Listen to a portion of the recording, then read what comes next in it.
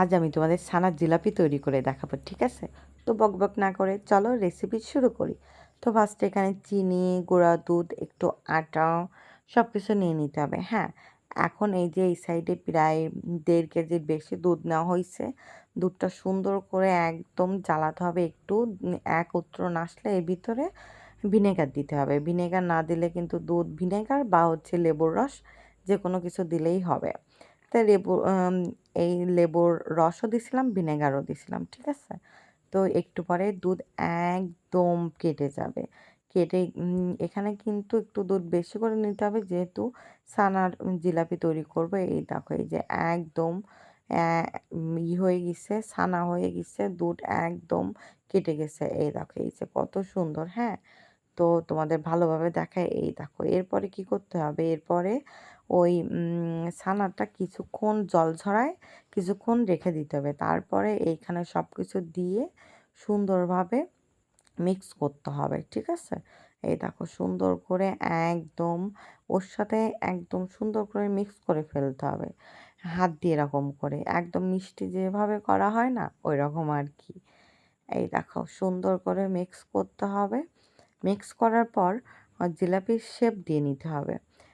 যে যেমন সাইজে পছন্দ করো, কেউ এরকম গোল করে করে করে নিতে হবে, গোল গোল। তারপরে একটা শেপ দিয়ে নিতে হবে যে যেমন পছন্দ করো আর কি।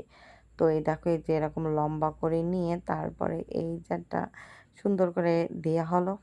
এখন মনে হচ্ছে ছোট, কিন্তু ছোট না, কিন্তু অনেক বড়ই হবে। তো এরকম করে সবগুলোই করে নিচ্ছি। তো এখানে হচ্ছে 6টা হয়েছিল। এই দেখো এই 2 4টা আর এই 2টো।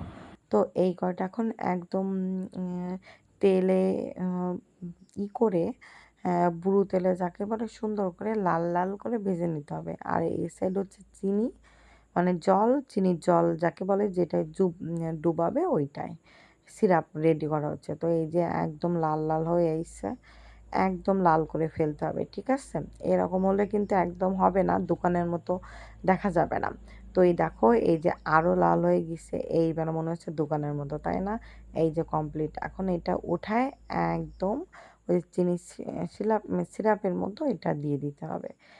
দিয়ে আরও কিছুক্ষণ হচ্ছে জাল দিতে হবে, তারপরে রেডি হয়ে যাবে, ঠিক আছে? তো এই দেখো এই যে ওই সাইডে দিয়ে দিচ্ছে আর এর ভিতর 3টা দিয়ে দিল। এই যে তো এখন এইটা অনেকক্ষণ না, কিছুক্ষণ ধরে জাল দিতে হবে। তো এই দেখো হয়ে গেছে। এটা যে এত মজা হয়েছে তোমাদের কি বলবো, পিঠে একদম কত ফুলে উঠিছে, তাই না? কোনটুকু ছিল সেখান থেকে কত বড় হয়ে গেছে। তো এরপরে এই দেখো এই যে কমপ্লিট। এই দেখো দেখে এখনই আমার খেতে ইচ্ছে হচ্ছে, তাই না? তোমাদের কার কার লোভ লাগতেছে সে যে চলে আসে। এই দেখে এত সুন্দর। আমি এখন ভিডিও এডিট করছি, আমার এখনই খেতে ইচ্ছে হচ্ছে। চামচ দিয়ে কাটতে পারতেছিলাম না, এত নরম। এই দেখো অনেক নরম হয়েছে, অনেক সুন্দর।